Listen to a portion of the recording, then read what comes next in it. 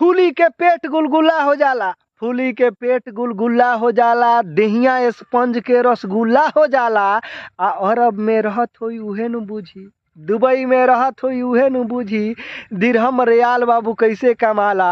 पहिले शौचालय खातिर लाइन में लागो, पहिले शौचालय खातिर लाइन में लागो, आ छूट जाई बस भैया जल्दी से भागो। आ 10 घंटा चैन मिले ना तारा, 10 घंटा चैन मिले ना तारा, लागल रहेला फरमानन के पारा। आ गलती से हो जाओ अगर कोनो मैटर, गलती से हो जाओ अगर कोनो मैटर, हाथे में हो दिन मिल जाला वार्निंग के लेटर। आ अपना घर परिवार खातिर, अपना घर परिवार खातिर इतना नु कुछ सहाला।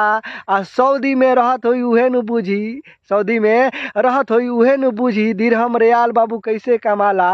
रहल ना जाला गर्मी के दिन में, रहल ना जाला गर्मी के दिन में। आ मारे केहू खराटा कुंभकर्ण के नींद में। आ केहू के सैलरी 2 महीना लेट बा, केहू के सैलरी